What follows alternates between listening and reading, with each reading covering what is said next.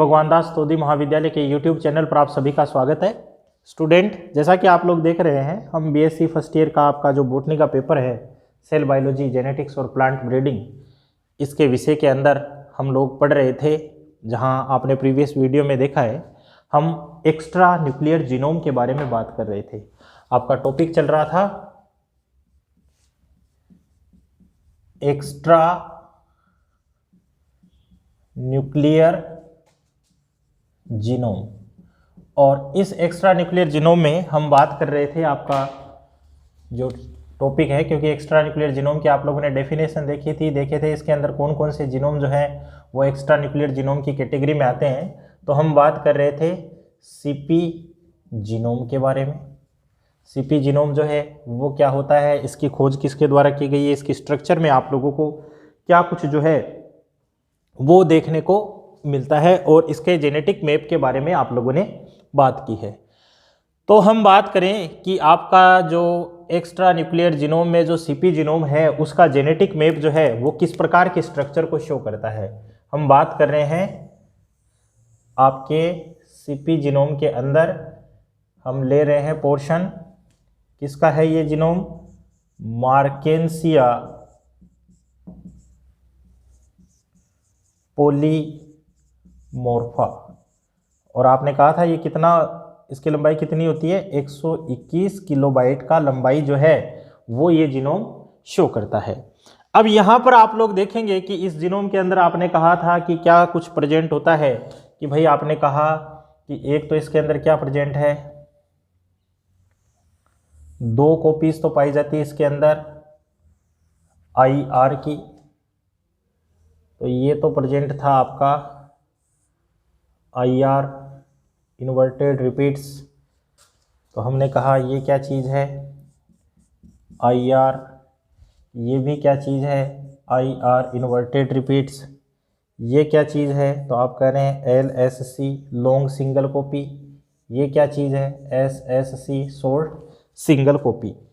अब इसके अलावा आप लोग देखेंगे कि इसके अंदर जो भी हमने जेनेटिक मैप की बातें की थी वो सारे के सारे जीन भी प्रेजेंट होंगे, और वो जीन कौन से हैं, तो आप लोग देखेंगे कि एक तो इसके अंदर क्या पाया जाएगा ORIA and ORIB origin of replication के लिए ये सारा प्रेजेंट है। फिर नेक्स्ट आपने कहा था और कौन से जीन जो है वो आप लोगों को देखने को मिलते हैं, तो आप कहेंगे कि इसमें प्रेजेंट होता है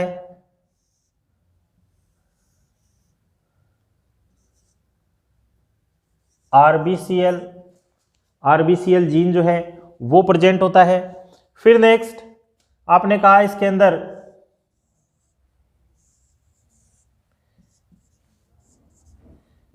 PSGA एंड PSGA2 जीन जो है वो भी प्रेजेंट होते हैं। तो आप अपने बातें की थी, ओरिजिन ऑफ रेप्लिकेशन के लिए रिस्पॉन्सिबल है। रूबिस्को एंजाइम की लार्ज सब यूनिट जो है उसके रूप में आप लोगों को देखने को मिलता है। और PSGA और PSGA2 ये आप लोगों ने कहे ये क्या है, जो जो आपके PS सिस्टम जो होते हैं, फोटो सिस्टम, उसके लिए ये जो फोटोन की जो रेंज है उनके लिए ये आप लोगों को देखने को मिलते हैं। फिर नेक्स्ट आप लोग देखेंगे कि इसके अंदर पाए जाते हैं ATPA, ATPA,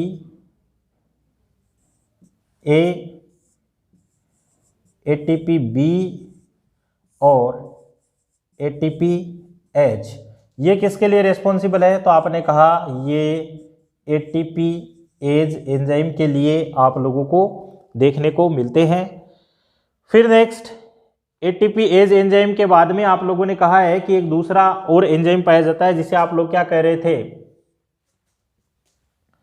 RPL2, और ये क्या काम करता है, आपने कहा राइबोसोमल जीन्स को धारण करता है। यानी कि यहां पर आप लोगों को क्या देखने को मिलेगा, 16S rRNA और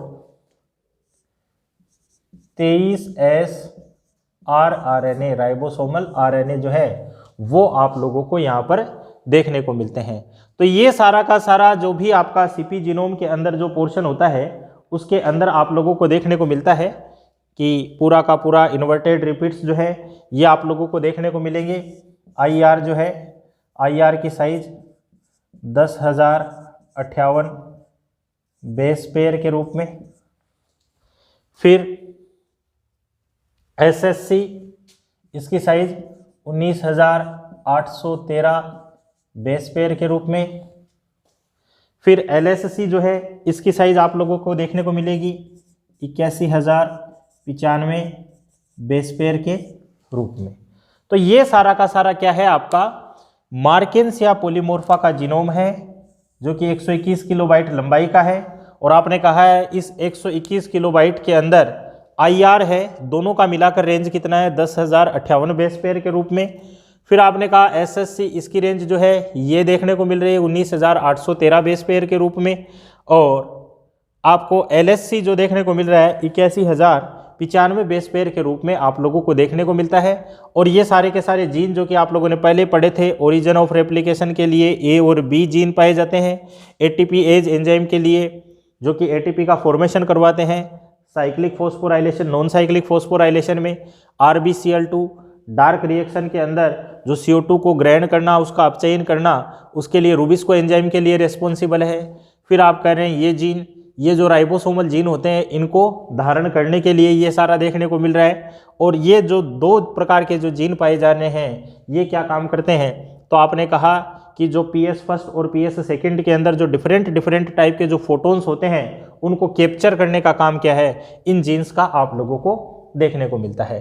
तो ये है आपका CP जीनोम जो है, उसकी बात हमारी कंप्लीट हो जाती है।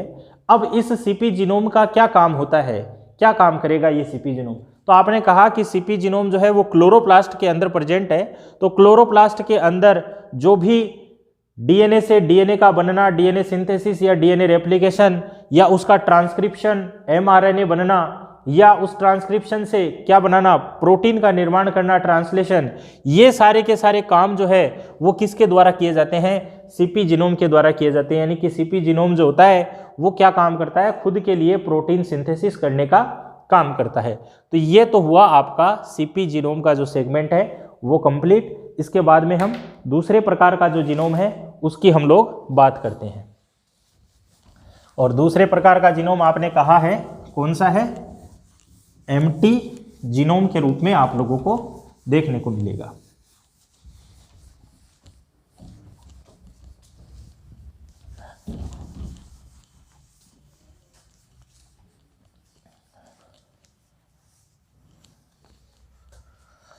तो दूसरा जीनोम जिसे आप लोग कह रहे हैं एम्प्टी जीनोम, या इसका दूसरा नाम माइटोकॉन्ड्रियल जीनोम किसे कहेंगे। तो आपने कहा यह भी एक प्रकार का एक्स्ट्रा न्यूक्लियर जीनोम है। और एक्स्ट्रा न्यूक्लियर जीनोम है, इसका मतलब क्या होगा कि न्यूक्लियस के बाहर साइटोप्लाज्म में किस सेल ऑर्गन के अंदर, माइटोकॉन्ड्रिया के अंदर जो जीनोम आप लोगों को देखने को मिल रहा है, उस जीनोम का आप लोग क्या कहेंगे, माइटोकॉन्ड्रियल जीनोम के नाम से जानेंगे। माइटोकॉन्ड्रिया के अंदर ये आप लोगों को देखने को मिलेगा। आप लोग देखेंगे कि ये भी सर्कुलर पैटर्न को शो करता है, DS DNA की फॉर्म में होता है, और GC रिच कंडीशन जो है वो भी आपको यहाँ पर देखने को मिलती है। ये इस DNA की विशेषता होती है। मोस्टली 5% कंडीशन में ये आप लोगों को देखने को मिलता है। अब बात करें कि इस जीनोम की खोज जो है वो किसके द्वारा की गई है। तो आप लोग देखेंगे कि इस जीनोम की खोज की गई है नेस एंड मार्गिट। ये याद रखना आप लोगों को कि माइटोकॉन्ड्रियल जीनोम की खोज किसके द्वारा हुई है, नेस और मार्गिट नाम के जो दो साइंटिस्ट है, उन्होंने क्या काम किया है, माइटोकॉन्ड्रियल जीनोम की खोज की है। अब ये माइटोकॉन्ड्रियल जीनोम जो है वो भी आप लोग देखेंगे कि इसकी भी साइज जो होती है वो आपको डिफरेंट प्रकार की आप लोगों को देखने को मिलती है। जैसे कि हम बात करें प्लाज्मोडियम फेल्सीपेरम, आप लोग देखेंगे कि इस प्लाज्मोडियम फेल्सीपेरम के अंदर ये एम्प्टी जीनोम होता है 6 किलोबाइट लंबाई का, कि भाई प्लाज्मोडियम फेल्सीपेरम जो होता है वो 6 किलोबाइट का आपका एम्प्टी जीनोम जो है वो शो करता है। फिर नेक्स्ट आप लोग देखेंगे कि जो सैक्रोमाइसीज सेरेवेसी जो होती है यीस्ट है, इसके अंदर इसकी साइज होती है 75 किलोबाइट का जो है वो आप लोगों को देखने को मिलता है सैक्रोमाइसीज सेरेवेसी के अंदर। सैक्रोमाइसीज सेरेवेसी के बाद में आप लोग देखेंगे कि प्लांट के अंदर एक है अरेबिडोप्सिस थेलमियाना, इसमें इसकी साइज है 367 किलोबाइट का। फिर नेक्स्ट आप लोग देखेंगे कुकुमिस मेलो, आप लोग देखेंगे इसके अंदर इसकी साइज आप लोगों को देखने को मिलती है लगभग 2400 किलोबाइट की साइज जो है वो आप लोगों को मोस्टली यहाँ पर देखने को मिलती है। तो यहाँ पर एक क्वेश्चन बन जाता है आपका smallest empty genome Plasmodium falciparum, largest empty genome कौन सा है कुकुमिस मेलो 2400 किलोबाइट का, या हम लोग कह सकते हैं कि इसको छोड़ के अरेबिडोप्सिस थेलमियाना जो है वो भी लार्जेस्ट कैटेगरी के अंदर आप लोगों को देखने को मिलता है। अब ये जो जीनोम होता है माइटोकॉन्ड्रियल जीनोम, इसमें आप लोग देखेंगे कि इसमें टीआरएनए के जीन भी पाए जाते हैं, आरआरएनए के जीन भी पाए जाते हैं, इसी के साथ में साइटोक्रोम जो जीन है वो सारे के सारे प्रेजेंट है। तो कौन कौन से जीन जो है वो यहाँ पर आप लोगों को देखने को मिलेंगे उसकी हम लोग बात करते हैं। हम एग्जाम्पल ले रहे हैं, आप लोग देखिएगा यीस्ट का ले रहे हैं सैक्रोमाइसीज सेरेवेसी। सैक्रोमाइसीज सेरेवेसी के अंदर कौन कौन से जीनोम जो है वो प्रेजेंट है, जेनेटिक मैप के अंदर कौन कौन से जीन पाए जा रहे हैं।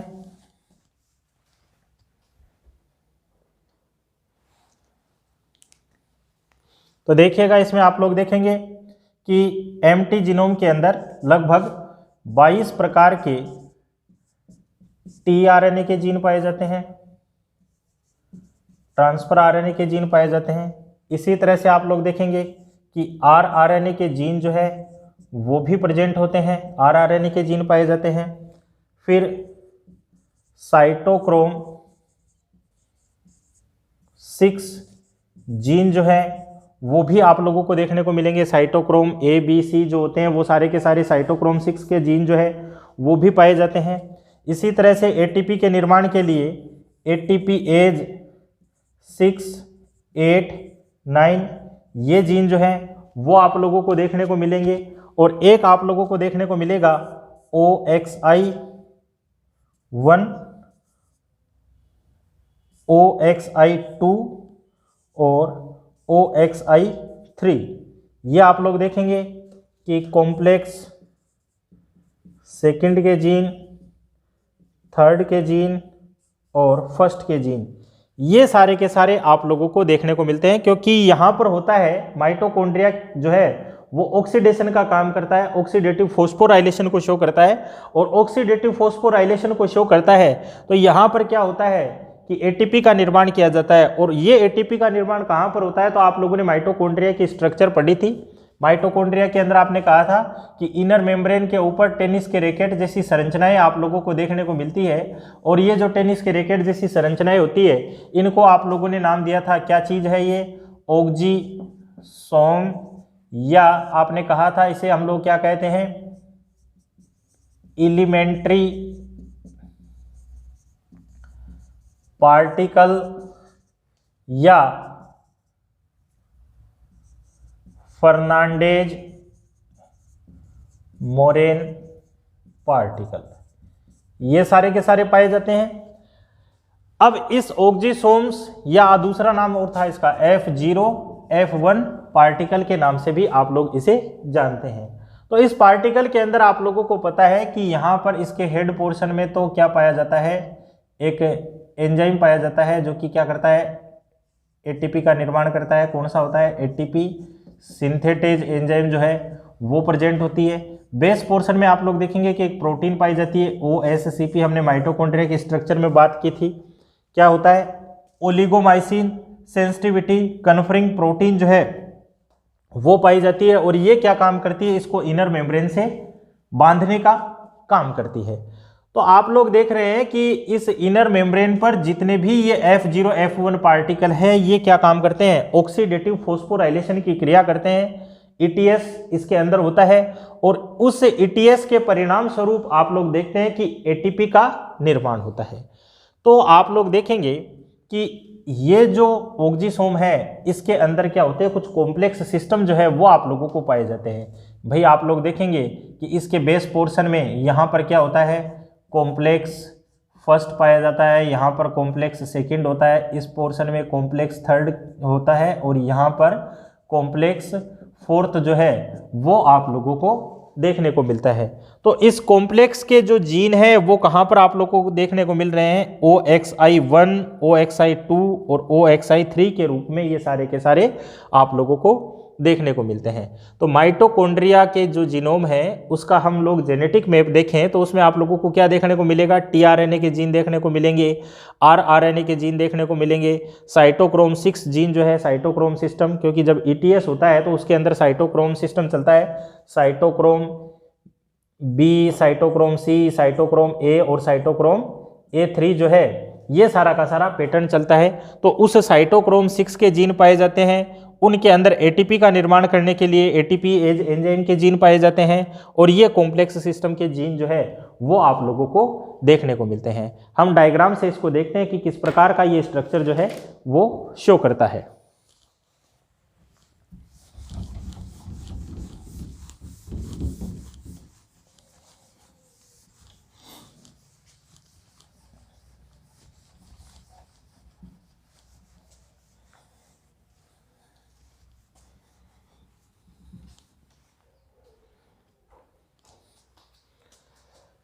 हम बात कर रहे हैं माइटोकॉन्ड्रियल जीनोम के अंदर किसका ले रहे हैं, सैक्रोमाइसीज सेरेवेसी। आपने कहा कितना है, 75 किलोबाइट का ये आप लोगों को देखने को मिल रहा है। अब इसके अंदर कौन कौन से जीन आप लोगों को देखने को मिल रहे हैं, तो आप लोग देखेंगे rRNA के जीन पाए जाते हैं।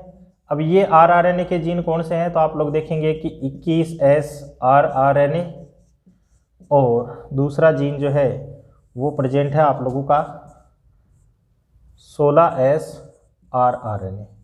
rRNA के जीन हैं। फिर आपने कहा कि इसके अंदर tRNA के जीन भी होते हैं, तो ये आपका हो गया tRNA जो है उसका जीन जो है वो आप लोगों को देखने को मिलता है।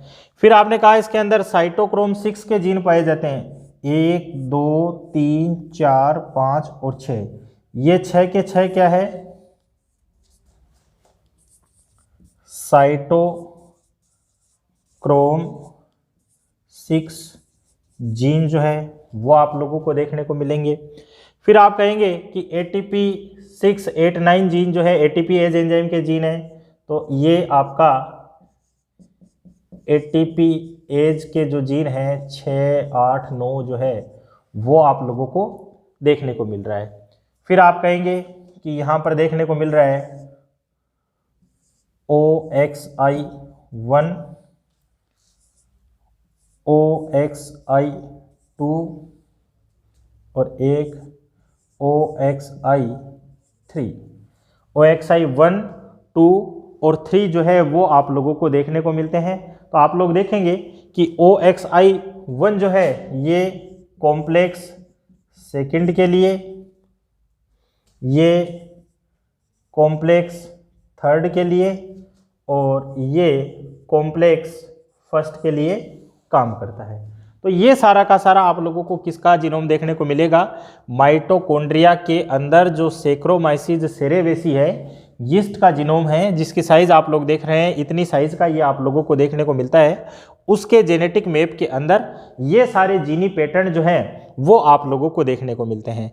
तो यहाँ पर आप लोग देख रहे हैं साइटोक्रोम 6 के जीन जो है ये क्या काम करते हैं, जो साइटोक्रोम सिस्टम होता है आप लोगों का cytochrome B, cytochrome C, cytochrome A, cytochrome A3, जिनके बीच में इलेक्ट्रॉन और प्रोटॉन ट्रांसपोर्ट होते हैं और इलेक्ट्रॉन और प्रोटॉन के ट्रांसपोर्ट होने के परिणाम स्वरूप आप लोग देखते हैं कि यहाँ पर क्या होता है, ATP का फॉर्मेशन जो है वो किया जाता है, ATP जो है वो बनाई जाती है। फिर आप कह रहे हैं कि OXI फर्स्ट सेकंड थर्ड के जीन पाए जाते हैं, तो आपने कहा है कि जो ऑक्सीसोम्स होता है उसकी स्ट्रक्चर में क्या होता है, कुछ कॉम्प्लेक्स सिस्टम हमें देखने को मिलते हैं। कॉम्प्लेक्स फर्स्ट होता है, सेकंड होता है, थर्ड होता है, फोर्थ होता है। तो उस कॉम्प्लेक्स के अंदर आप लोग देखेंगे कि एटीपी का निर्माण भी अलग अलग प्रकार से होता है। आप लोग देखेंगे कि कॉम्प्लेक्स फर्स्ट और सेकंड के बीच में एक एटीपी बनाई जाती है। फिर आप लोग देखेंगे कॉम्प्लेक्स थर्ड के अंदर एक एटीपी बनाई जाती है और कॉम्प्लेक्स फोर्थ के अंदर एक एटीपी जो है वो बनाई जाती है। तो ये सारे के सारे कंट्रोलिंग करने का काम क्या है, इन जीन्स का है। OXI1, OXI2 और OXI थर्ड जीन जो है, इनका ये सारा का सारा कंट्रोलिंग काम जो है वो आप लोगों को देखने को मिलता है। फिर आप कह रहे हैं कि RRNA के जीन है, राइबोसोमल जीन्स जो है उनको कैरिंग करने वाले जीन जो है वो पाए जा रहे हैं, tRNA के जीन पाए जा रहे हैं, जिससे कि ट्रांसक्रिप्शन और ट्रांसलेशन का जो काम है वो सारा का सारा कंप्लीट हो जाए। तो इसके जीन भी आप लोगों को देखने को मिलते हैं। तो ये है आपका माइटोकॉन्ड्रिया का जीनोम, जो कि आप लोगों को किस रूप में देखने को मिल रहा है, सैक्रोमाइसीस सेरेवेसी के जीनोम के रूप में आप लोगों को देखने को मिलेगा। अब इस माइटोकॉन्ड्रियल जीनोम की क्या फंक्शन होगी, तो आपने कहा कि माइटोकॉन्ड्रियल जीनोम जो कि माइटोकॉन्ड्रिया के अंदर पाया जाता है, और इस माइटोकॉन्ड्रियल जीनोम की आपने कहा कि खोज किसके द्वारा, नेस और मार्गिट के द्वारा की गई है। तो माइटोकॉन्ड्रिया के अंदर जो डीएनए है उसका रेप्लिकेशन करना, उसका ट्रांसक्रिप्शन करना, उसका ट्रांसलेशन करना, ये सारा का सारा काम किसका है, माइटोकॉन्ड्रियल जीनोम का काम आप लोगों को देखने को मिलेगा। दूसरी बात, इस माइटोकॉन्ड्रियल जीनोम के जो जेनेटिक कोड होते हैं वो आप लोगों को, जो न्यूक्लियर जीनोम के जो कोड होते हैं उससे आपको अलग प्रकार के देखने को मिलते हैं। जैसे कि हम बात करें, आप लोगों को देखने को मिलेगा UGA, ये एक जेनेटिक कोड होता है। जेनेटिक कोड आप लोगों को पता है कि ये नाइट्रोजन क्षार होते हैं, ट्रिपलेट कोडोन के अंदर अरेंज होते हैं। अब ये जो UGA होता है, ये जो न्यूक्लियर जीनोम होता है, उस न्यूक्लियर जीनोम के अंदर क्या काम करता है, टर्मिनेटर का काम करता है। टर्मिनेटर का मतलब ये है कि ये क्या काम करेगा, ट्रांसक्रिप्शन को रोकने का काम करता है।